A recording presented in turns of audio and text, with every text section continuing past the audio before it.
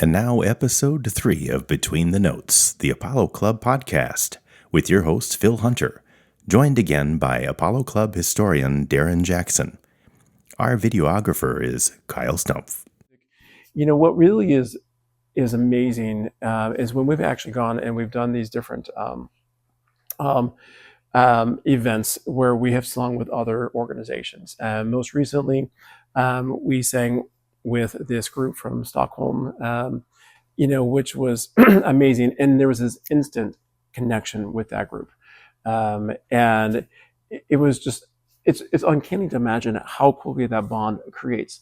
If you go back to some of the other opportunities that we've had, we actually put on the North Star Male Choral Festival, where we had high school students and college groups that came in to participate, and amazingly there was this instantaneous connection with the group, and it's hard to explain. You're an instant friend, not just in the moment, but for life. And when you run across them, and so I just love that about our organization.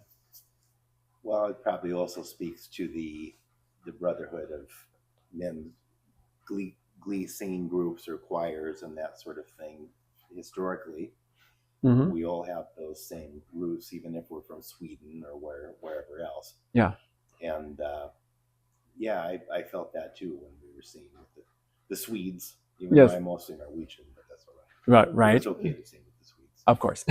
But and it was more than okay. It was wonderful. It was. Yes, it was. Right. It was an instant kind of camaraderie. Yeah, exactly. So I love. Hopefully, we'll visit them again soon. Well, exactly. Well, and we certainly hope. We've had some great opportunities to travel internationally, with the organization. We have performed, one of the groups or the performances I got a chance to be a part of was we went back in the summer of 2005. We went to St. John's up in Newfoundland. There was a large choral festival that occurred up there, and it occurs on a regular basis, and it was just an amazing experience. It was culminated by a large choir with orchestra. I think it was around 1,000 members total that were singing. To be in a part of a group like that was really just pretty special.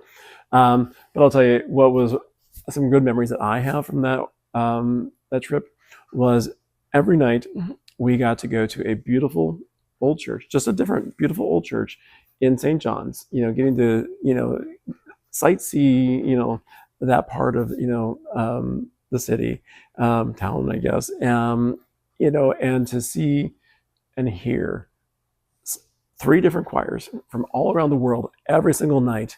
Wow. These beautiful churches, and then one night, of course, we got to be one of those ourselves, and then it was just a great opportunity to do that. So love that. But where else have we done? I mean, so before I joined the organization, Apollo has been performing in various places. They performed in Nancy, France, at a festival. They performed twice at the Eisteddfod competition in Wales, and it was they did it not once but twice. Wow. But interestingly enough, they came really close to getting first place, but just so close, and we got second, actually both times. Now, one of the interesting stories I've heard from members of the chorus was that this last opportunity in 2000, the group was doing a song by Kurt Bester called "A Prayer of the Children." Just a very heartwarming, touching. If you've ever heard it, it's on some of our recordings too, so you'll have a chance to get some of that. And there, towards the end, there is an a cappella section of the piece, and then the accompanist comes back in. Well, the group had performed it and was top-notch, polished. And before the performance, there was a request, for one of the members to pray, for the group, and he had said, Lord, just please don't let us, flatten, during that section, and they didn't. So you would think that was great, but no, they actually sharped. That never happens. And then of course the adjudicators was like, we've never heard of this happening before either. So, so unfortunately, I think it had it not been for that, unfortunate, circumstance, then the group might have actually, received a first place. So since then, I will say that the prayer has changed. Some other places Apollo has performed. I know you mentioned Belgium, I believe. Yes, certainly at the Brussels World Fair in Belgium. Then, I mentioned before we also performed with the Lowell Thomas, the Cinerama. I have to think. I believe I've not been able to fully corroborate this, but I believe at the opening of the Minneapolis Auditorium, there is some possibility that we were there as well. So there's, you look at some of the opportunities. Actually, I found a picture here, which was interesting. Speaking of the Lowell Thomas, so the group actually went on a little bit of a tour because it seemed like a pretty cool thing for us to be part of this, this video or of that movie. And so they went down to Chicago, I think it was for the opening of that film, and a big bus tour. Yeah, and so this picture actually was them actually stopping in La Crosse on the way from Minneapolis down to Chicago for that. So kind of a neat little, interesting. Speaking of Minneapolis and Chicago, completely changing topics altogether, was one of our long running members, Dean Chenoweth. He was an engineer by trade, but he was also a pilot. And one of the things that ended up happening is that the company that he was working for ended up transferring him to Chicago for a period of time. And he said, but I still want to sing with Apollo. So amazingly, his boss at the time said, well, that's okay. You can fly the company plane back to Minneapolis for rehearsals and concerts. So that's what he did for a number of years and never missed a rehearsal or a concert. That might be the longest commute. It might be. For an Apollo member to do in Chicago. Right. So I just find that amazing to just to fathom, that someone would do that, because it meant that much to him. Yeah, for sure. And that's before the emphasis on work-life balance. Right. Yeah. Then a business would just say, yeah, go ahead. Right. Fly over to Minneapolis whenever you need to with the company plane. Yes, exactly. Sure. Mm-hmm. Apollo has never had a company plane. You're right. A club plane. Oh, right. We should have a club plane. Right. Yeah. If anyone wants to donate a club plane, we would gladly accept it, I suppose. Right. We'll fly to the big sing.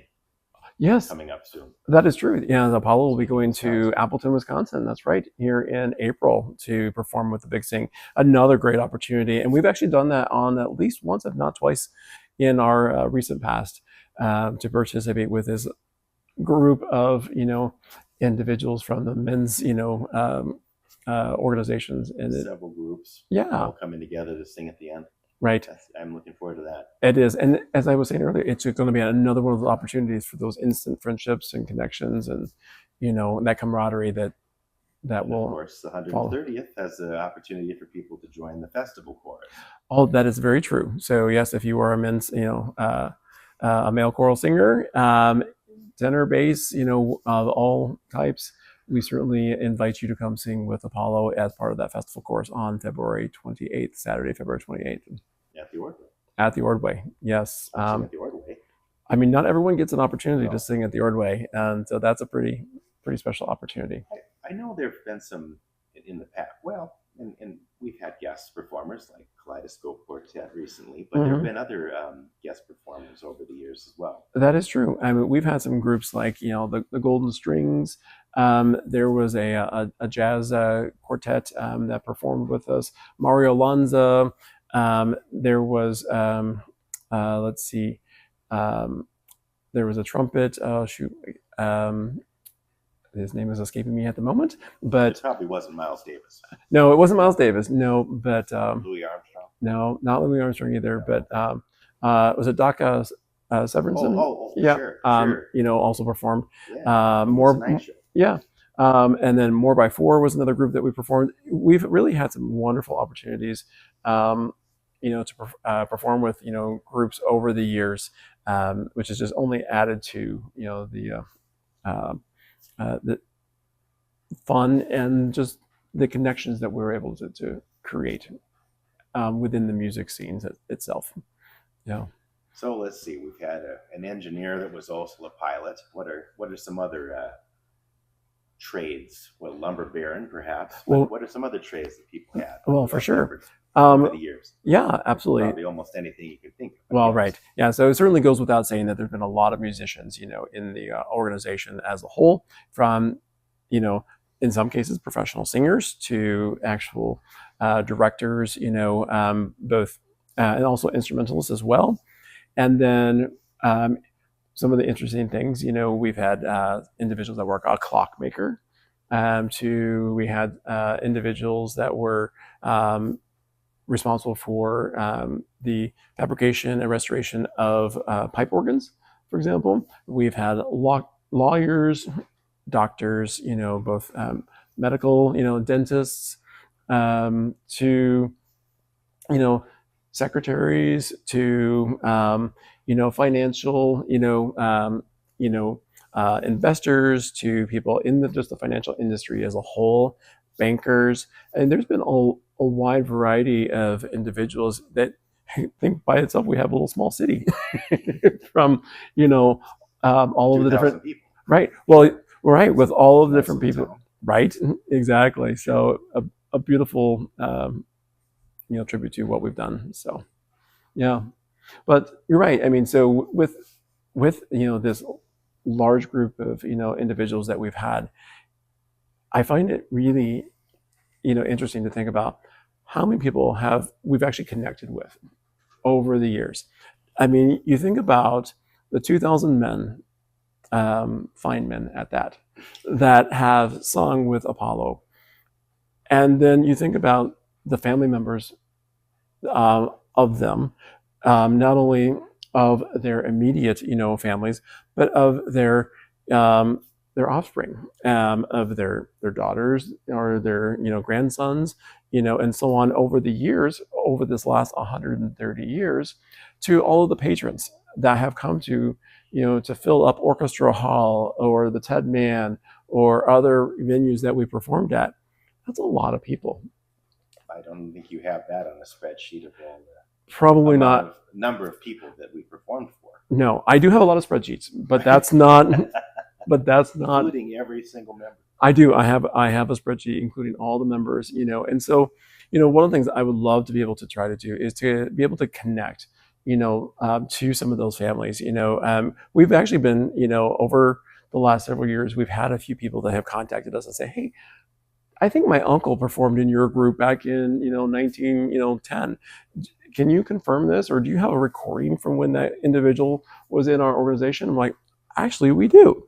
And so we've been able to connect in that way. Or they're like, well, there's this funny story from when my my relative was in your group, and those are the kinds of things that I would love to be able to hear, to experience firsthand from those people. So if you're someone out there that has, a connection to Apollo in whatever way that it may be, we would love to hear from you. I would certainly love to hear from you, because it would just kind of help fill in and round out the history and help us to understand how has Apollo, been a part of this community for you. And that would be just really meaningful for me, and I know for many others in our organization as well. So please reach out in whatever way that you're able to. Our email's out there, our phone numbers. So, Facebook, there's a number of ways that you can connect with us. And so we would absolutely love to do that. And one time we were having an afterglow of sorts, and a former member's grandson they had passed away, and not the grandson, but the grandfather, I should add, but brought 2 or 3 boxes of materials that were added. You don't need to bring materials necessarily, but we will welcome them. Sure, we'll figure out something. Yeah, but it helps fill in the history of the group, and this, we love to hear the stories of people that, he has 2,000 names on a spreadsheet, but that's 2,000 stories. So we'd love to hear that. absolutely. This has been Between the Notes, the Apollo Club podcast with your host Phil Hunter and videographer Kyle Stumpf. Today's special guest was Apollo Club historian Darren Jackson. Thanks for joining us.